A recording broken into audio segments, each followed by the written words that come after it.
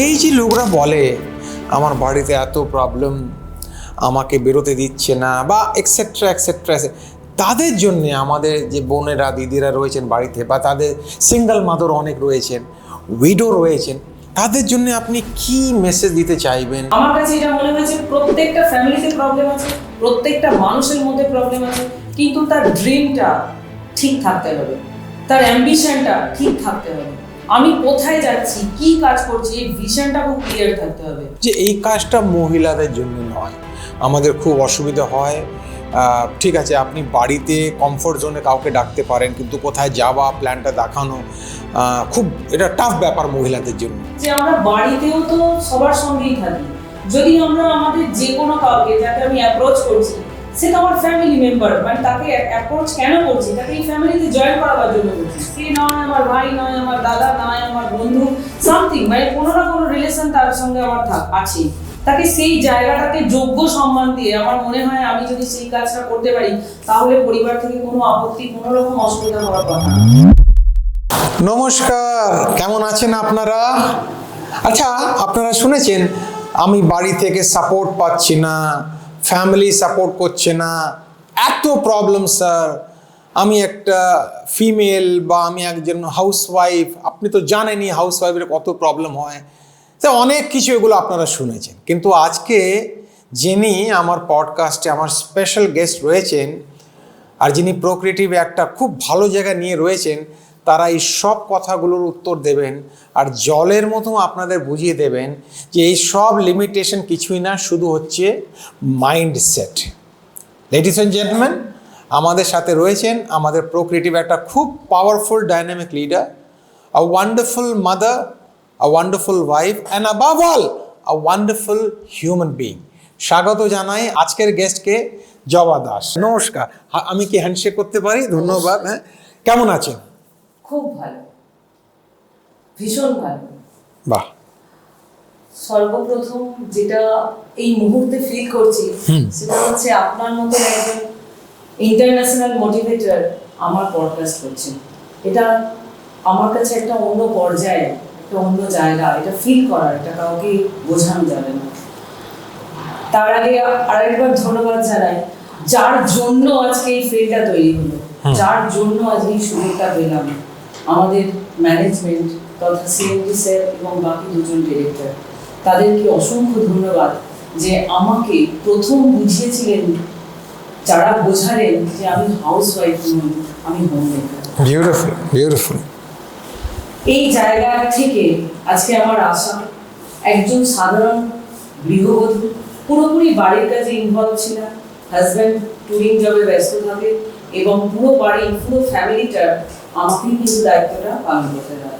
এবং যেখানে আমার 73 বছর বয়সী শাশুড়ি মাও থাকেন, ইভেন আমার জায়ের ছোট বাচ্চা মেয়েটার, যার বয়স এখন 11, সেই বাচ্চাগুলো থাকে, মানে আমার পুরো ফ্যামিলি আমরা একসঙ্গে থাকি, আনন্দের সাথে থাকি, ভালোবেসে থাকি। বাহ বাহ বাহ বাহ। সেই ফ্যামিলিতে আমি বিলং করি। এরপর আমার জার্নি শুরু হয় একজন মানুষের হাত ধরে, সে যার নাম না বললেই নয়, তিনি হচ্ছেন সুকান্ত মুখার্জি স্যার। ওনার হাত ধরে আমার এই প্রোক্রিয়েটিভের জায়গায় আসা, আমি প্রোক্রিয়েটিভ মিশনে সামিল হওয়া। যেদিন প্রথম ডানকুনি অফিসে আমি এসেছিলাম, আমার সৌভাগ্য, হয়তো আমি ভগবান কখনো দেখিনি, কিন্তু ওনার যা প্রজেক্ট, ওনার যা বিজনেস প্ল্যান, আমি ভগবানের থেকে ওনাকে কোনো অংশে কম মনে করি না। সুবোধ স্যারকে আমি সেই দিনই জীবন্ত নিজের চোখের সামনে দেখেছিলাম, ওনার বিজনেস প্ল্যানকে আমি অনুভব করেছিলাম, এবং সেদিন আমি নিজেকে নতুন করে একটা জায়গায় পৌঁছানোর জন্য মানসিকভাবে তৈরি হয়েছিলাম। কিন্তু একদম যে আমার কোনো নেগেটিভ কোনো কিছু মনের মধ্যে ছিল তা নয়, ছিল না তা নয়, ছিল। একটা প্রথম কিছু করতে যাচ্ছি, সেটা আমি সাফল্য পাবো কিনা সবার আগে চিন্তা হয়। এবং যেহেতু আমি প্রথমেই বললাম যে আমি একটা মিউচুয়াল ফ্যামিলিতে থাকি, সবাই মিলে একসঙ্গে থাকি, তাই কোনো ডিসিশন আমি একা নিই না। যেখানে বাড়ির সবাই আছে ছোট থেকে বড়, সেরকম জায়গায় বসে ডিসিশন নিচ্ছি, জিজ্ঞাসা করছি প্রত্যেককে যে আমি এই ফিল্ডে কাজ করতে পারবো তো, এটা নিয়ে ভাবছি আমি এটা করতে পারবো তো। কিন্তু সেখানে ছোট থেকে বড় প্রত্যেকের উত্তর আসে হ্যাঁ, কেন নয়। মেয়ে উত্তর দেয়, মেয়ে বর্তমানে পড়াশোনা নিয়েই ব্যস্ত থাকে বেশি, এখন কম্পিটিটিভ এক্সামের জন্য রেডি হচ্ছে, কিন্তু ও আমাকে প্ল্যানটা শুনে একটাই কথা বলে, যেখানে 10 বছর পর যে টেকনোলজি এখানে আসছে, যে এআই এখানে আসছে, সেই এআই তুমি 10 বছর আগে পারছো, আজকে যদি এই ফিল্ডে কাজ না করতে পারো আর কোনোদিন কোনো ফিল্ডে কাজ করতে পারবে না। 1 নম্বর এটা তো গেল টেকনোলজি। 2 নম্বর, শাশুড়ি মা বললেন, যার বয়স 73, উনি বললেন মানুষ খাবে আবার সেই টাকা ফেরত পাবে, এটা কি, এটা হয়? আমি বললাম হ্যাঁ মা, হচ্ছে তো এখানে, দেখো এভাবে হচ্ছে। উনি আমাকে বললেন যদি এটা হয় তাহলে এখান থেকে তোকে কিছু করতেই হবে এবং তুই করে দেখা, যে মানুষগুলো এত অসহায় তাদের হাত ধরে তুই ওপরে তুলে আনার চেষ্টা কর, তাহলে তারা আজকে তাদের ইচ্ছেটা পূরণ করতে হবে। বলতে পারেন তার কাছে এটা সোশ্যাল ওয়ার্ক, সেই হিসাবে আমি কিন্তু করতে এসেছি। চোখে জল চলে আসছে। উনি আমার অনুপ্রেরণা, উনি আমার নিজে জন্ম দেননি, উনি আমাকে অনেক কিছু শিখিয়ে গেছেন। উনি আমাকে অনেক কিছু বুঝিয়ে গেছেন ওনার জীবন দিয়ে, ডেডিকেশন, অ্যাডজাস্টমেন্ট। উনি কিছু করতে না পারাটা উনি আমার মধ্যে দেখতে চান যে আমি কিছু করতে পারি, আমি কিছু দেখাতে পারি। এখানে আসার প্রধান উদ্দেশ্য স্যার আমার কাছে এটাই। ছোট থেকে বড় প্রত্যেকের সাপোর্ট, হাজব্যান্ড প্রত্যেক মুহূর্তেই সাপোর্ট, এই জায়গায়, এই ফ্যামিলিতে আমার দেওর প্রত্যেকে আমাকে এই জায়গায় আসার জন্য অনুপ্রেরণা জাগে। বাড়িতে 10:30 বাজলো না 11টা বাজলো 11:30 বাজলো আমাকে কেউ প্রশ্ন করে না স্যার, আমার জন্য আমার খাবার থালাটা তারা রেডি করে রাখে। তারা প্রত্যেকে আমার জন্য ওয়েট করে, আমি গেলে তারা আমার সাথে একসঙ্গে খাবে। এটা আমার ফ্যামিলি। এই আপনি যে কথাগুলো আরম্ভ করলেন, লেডিস এন্ড জেন্টলম্যান, আপনারা বুঝতে পারছেন আমার জন্য অসুবিধে হয়ে যায়, জানেন তো। আমাকে হোস্টিংও করতে হবে, প্রশ্নও জিজ্ঞেস করতে হবে, আর আমিও একটা ইমোশনাল মানুষ আপনাদের মতো।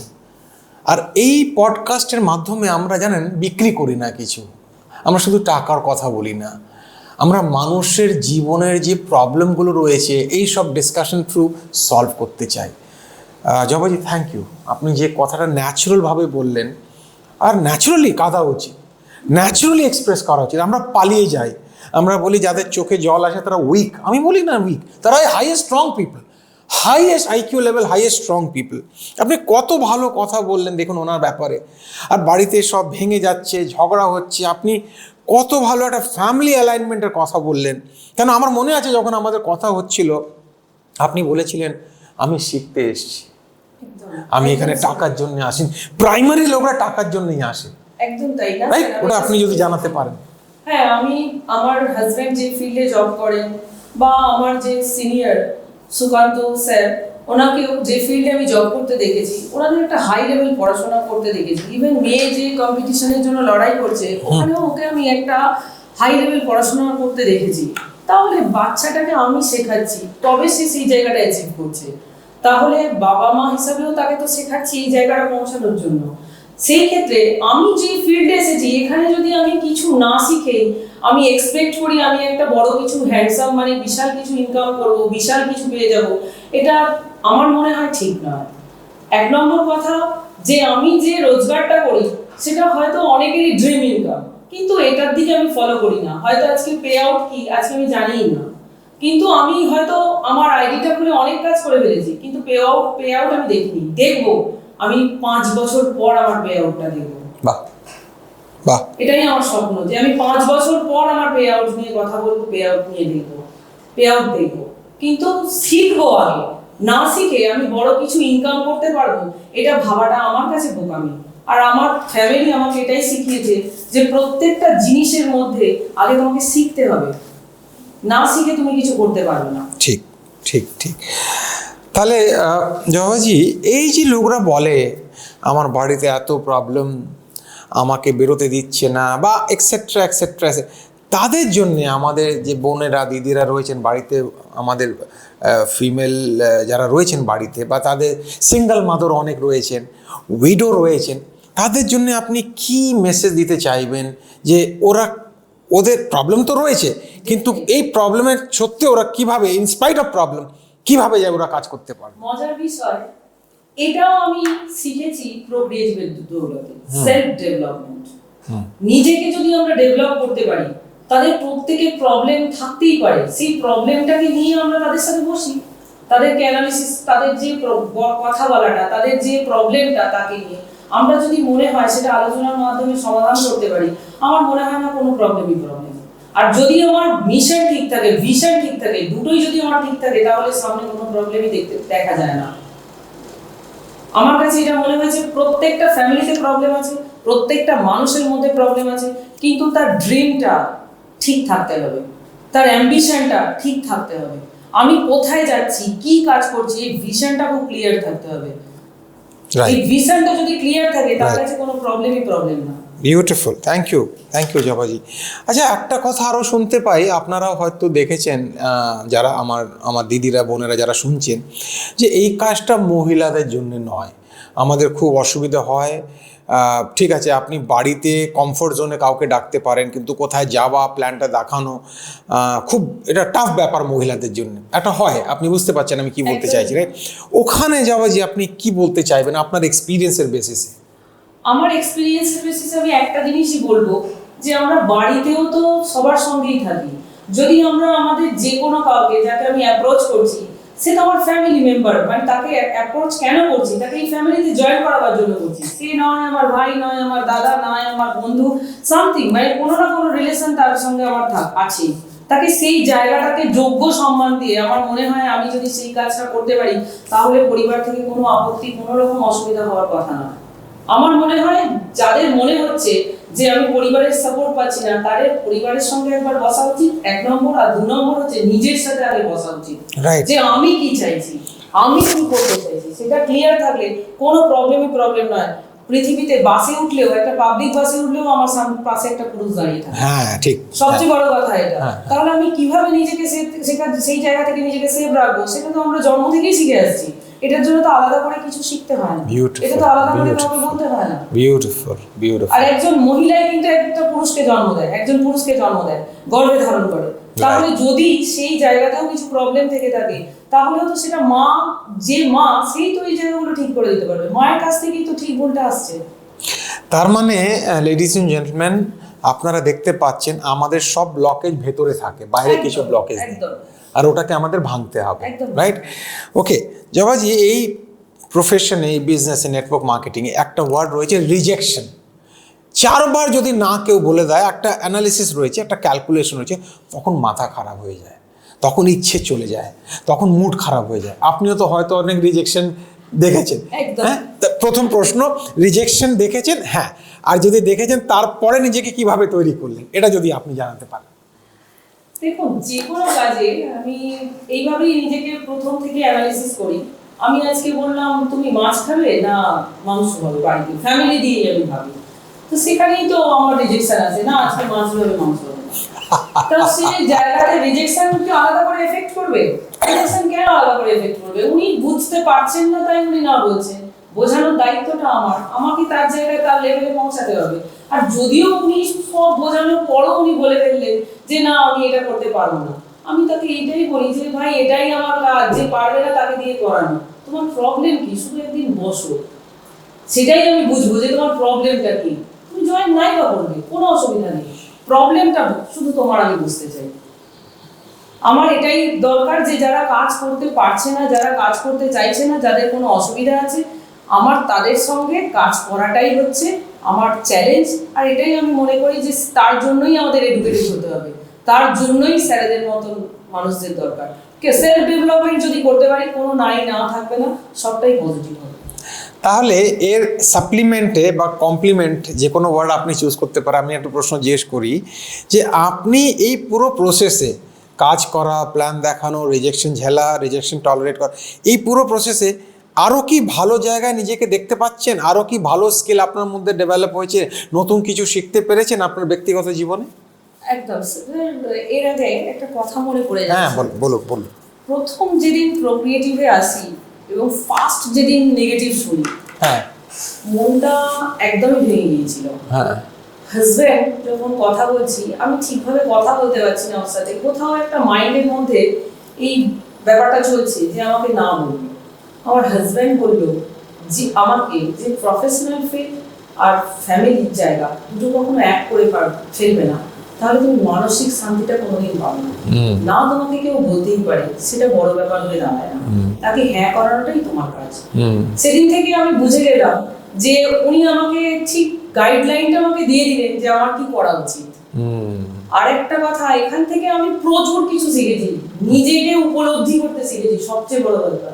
আপনি যেখানে সময় দেবেন, আপনি যেখান থেকে আর্ন করতে চাইছেন, যদি সেই জায়গায় সময় দেন, ইনকাম আপনি পাবেন, কিন্তু সেলফ ডেভেলপমেন্টের জায়গা কোথায় পাবেন? যেটা প্রকৃতি দেয়, মানসিক শান্তি, মেন্টাল পিস কোথায় পাবেন? সেটা এখানে দেয়। সম্মান তো অবশ্যই এখান থেকে পাওয়া যায়, নিজের পরিচয় বানানো যায়। সবচেয়ে বড় কথা, এই প্রত্যেকটা জিনিস আমাকে প্রকৃতি দিয়েছে।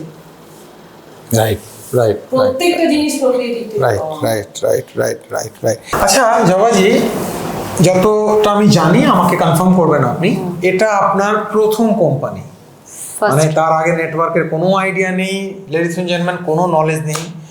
আর আমাদের নেটওয়ার্ক ইন্ডাস্ট্রিতে বলা হয় প্রথম 3 বছর ইজ আ লার্নিং ইয়ার, তারপরে এলটা চলে যায়, আর্নিংটা চলে আসে। ঠিক আছে, আমি প্রশ্নটা আগে কমপ্লিট করি, মজা আসবে। তা লার্নিংয়ের মধ্যেই আপনি 1.5 বছরে একটা ভালো আর্নিং করে ভালো জায়গায় দাঁড়িয়ে গেছেন, এখনও 1.5 বছর পেন্ডিং রয়েছে, বা তা দুটো প্রশ্ন এখানে রয়েছে, এটা হলো কিভাবে, আর আপনার নেক্সট গোলটা কি রয়েছে? স্যার, ছোট থেকেই আমার ইচ্ছে ছিল যে আমি টিচারই লাইনটা আমার খুব পছন্দের ছিল। তা যদি আমি টিচারিও করতাম, তাহলেও 1.5 বছরে মোটামুটি আমার একটা ড্রিম ইনকাম আমি করি, এটা আমার কোনো ব্যাপারই না। কিন্তু যে ইনকামটা করতে পারতাম 50,000 60,000, কিন্তু কোনোভাবে সেই ইনকামটা 5 বছরের ভিতরে হ্যাভ একটা কোনো অ্যামাউন্টে আমি নিয়ে আসতে পারতাম না। কিন্তু প্রোক্রিয়েটিভে এখনও আমার শেখা বাকি, 3 বছর এখন আমাকে শিখতে হবে। এখনই আমি যে ইনকামটা করি, সেই ইনকামটা সাফিসিয়েন্ট, বহু মানুষের ওটা স্বপ্ন, কিন্তু সেই ইনকামটার পরও আমি বলছি আরও 3 বছর আমি টাইম নিচ্ছি। এই 3 বছর টাইমে আমি যে ইনকাম করব, সেই ইনকামটা তো তাহলে কোথায় পৌঁছাবে সেটা বোঝাই যায়। তার মানে আমরা জানতে পারলাম যে আপনি ইনকাম করছেন, কিন্তু লার্নিংকে সবসময় আগে রাখতে চাইছেন। অবশ্যই, উইদাউট লার্নিং হয় না আর্নিং। আপনারা বুঝতে পেরেছেন, without learning there is no earning. আচ্ছা, এর মধ্যে একটা আমরা খুব কাছে চলে এসেছি আমাদের লাস্ট ফেজের প্রশ্ন। এটা জিজ্ঞেস করার আগে, যেটা আমি এর মধ্যে লেখা নেই, যেটা আমি এখন জিজ্ঞেস করছি, কেমন লাগছে এক্সপিরিয়েন্সটা, আপনি কি জানেন? দারুণ, অসাধারণ।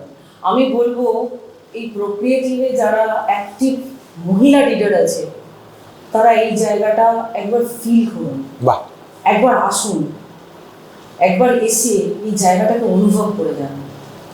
জেডব্লিউ ম্যারিয়েটে ফার্স্ট টাইম প্রক্রিয়েটিভকে আমি ইন্ট্রোডিউস করেছিলাম একটা এলডিপি প্রোগ্রামে। সেদিন আমি নিজে রিয়েলাইজ করেছিলাম যে একটা কোম্পানি 150 জন মানুষকে নিয়ে এই জায়গাটায় আসতে পারে। আমার হাজব্যান্ডের ক্ষমতা এমন না, আমার ফ্যামিলি এমন না, ব্যাকগ্রাউন্ড নয় যে আমি জেডব্লিউ ম্যারিয়েট কোনোদিন যেতে পারবো না, যেতে পারবো, কিন্তু মাথার মধ্যে কখনো আসবে না যে ফ্যামিলিকে নিয়ে জেডব্লিউ ম্যারিয়েট ছিল।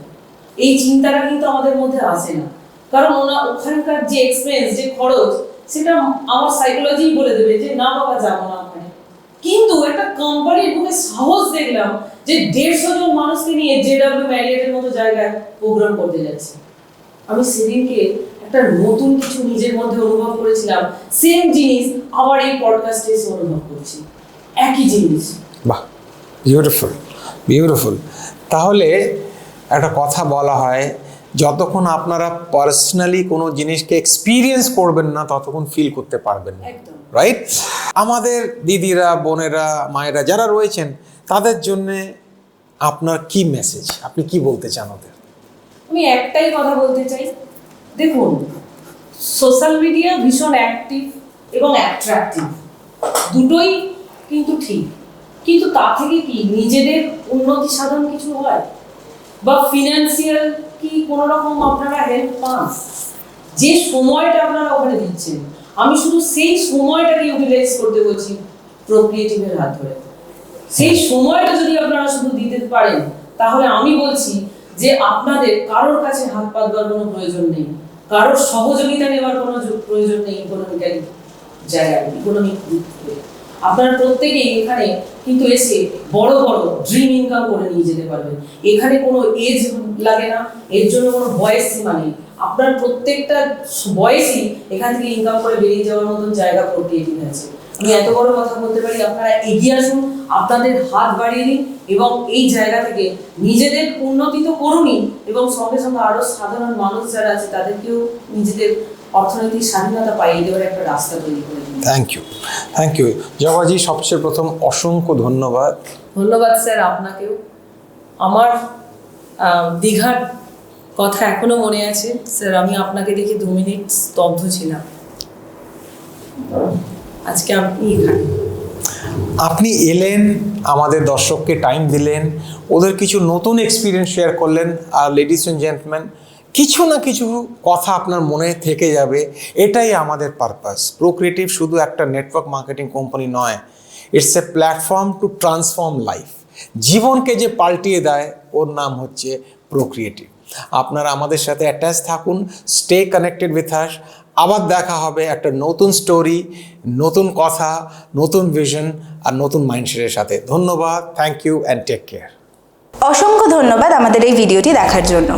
এরকম আরও নতুন নতুন ভিডিও দেখার জন্য প্রো একাডেমির অফিসিয়াল চ্যানেলটিকে সাবস্ক্রাইব করুন, লাইক করুন, কমেন্ট করুন এবং শেয়ার করুন। Thank you.